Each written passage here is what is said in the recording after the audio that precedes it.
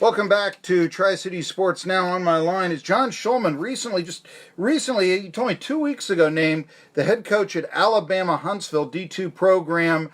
And you were telling me about how the community in Huntsville really supports the basketball team down there. You said that season tickets were very tough to come by in a gym that reminds you a bit of Brooks' gym with a few more chairback seats and all this. What is the environment like for you at Alabama-Huntsville? Well, it's really neat. I know that because my son plays here. And so we came down. I asked the guy, I said, listen, we're going to be coming down live from Chattanooga. I need 4 season tickets. And he said, well, I can't get you 4 together. I was like, what are you talking about? He was like, our whole bottom level is sold out. And so it's the community really, really supports UAH. And it's because Lenny Acuff, the head coach here for many, many years, 22 years, just went to Lipscomb University. He did a fantastic job here, and he's got great kids, and the community really supports it. And they play in a really good league. I was shocked there's pros coming out of this D2 league, the Gulf South down here. There's pros playing in the SAC with Carson Newman and King and Tusculum. So that league is really good. And they've done it different here at UAH. They haven't taken a whole lot of transfers. They take a lot of kids and they redshirt them and develop them and make them work and make it work. And so they won 24 last year. They went to the NCAA tournament. Got beat by Lynn University and Jeff Price, who used to be at Georgia Southern. And so this is a really good league, and I'm really excited. Huntsville, we're right in the middle of King Camp right now. The talent level here is phenomenal in high school, so we just got to make an effort and keep some high school kids local. And the city of Huntsville is a smart city. I'm probably the dumbest person in Huntsville. Well, there you go.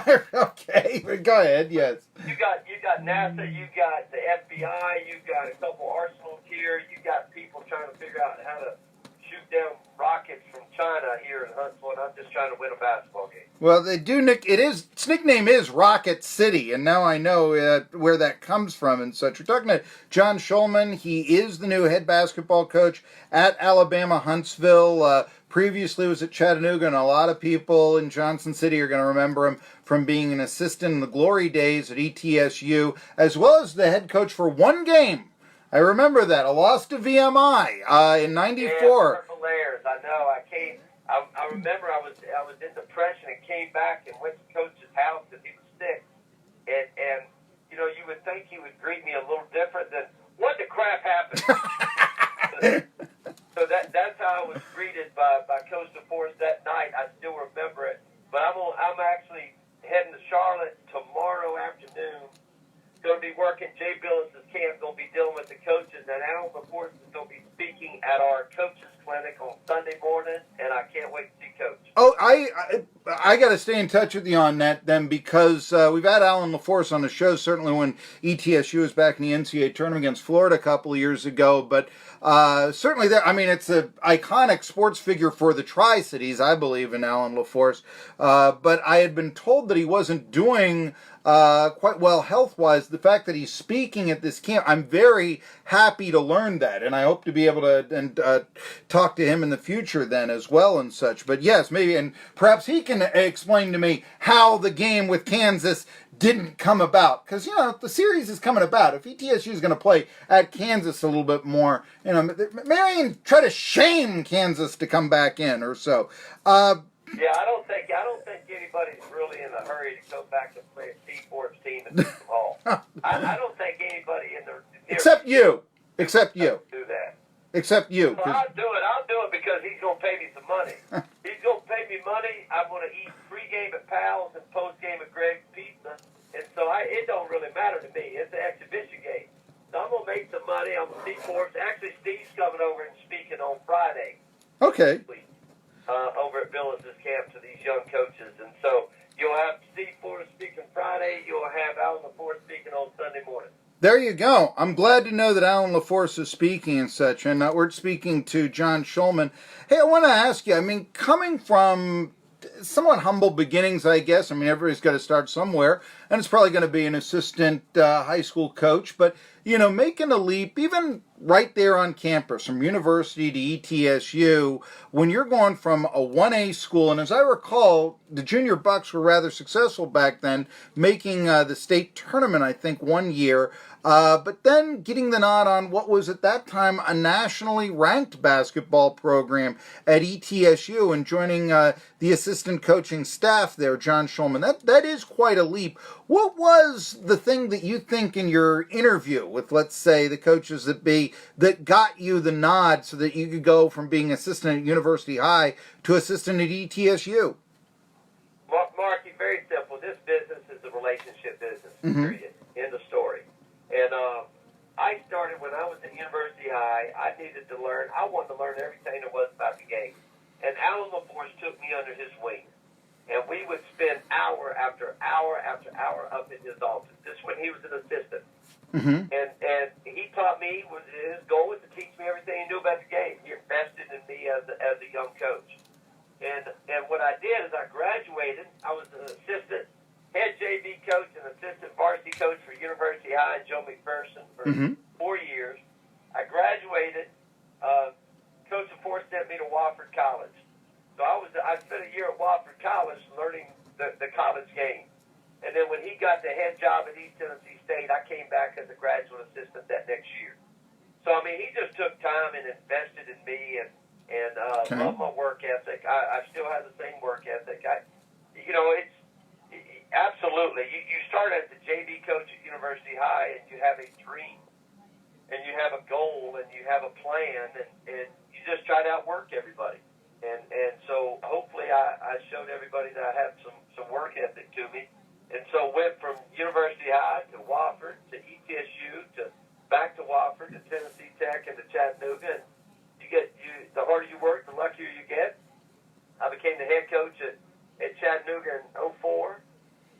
Had to play ETSU 3 times that year in Timmy Smith, which was not a lot of fun. And, it just how things work. We beat East Tennessee and Timmy Smith in a quarterfinal. That year we went to the NCAA tournament. We led Chris Paul at half, and for one moment I was a hero. I knew what I was doing. But this business will get you. And as soon as you think you know what you're doing, it'll get you.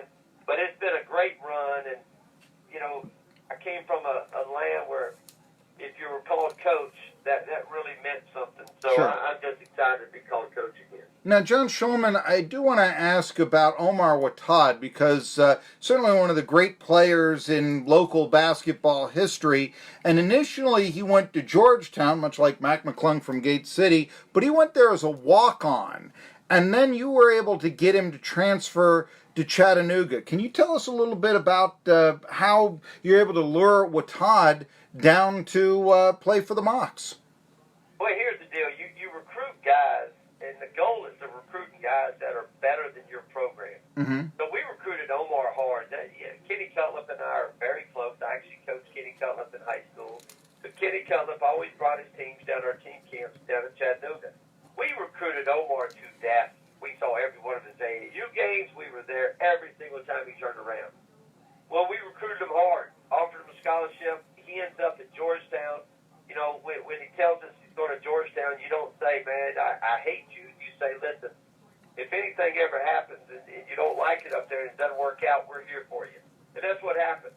It's the same thing as business. You don't get somebody's business. If you handle it right, you may get it again. And so what we did was we took care of our business the right way. We cheered for Omar. We rooted for him. And when it didn't work out for him, we were able to get him back. And Omar was a really good player for us.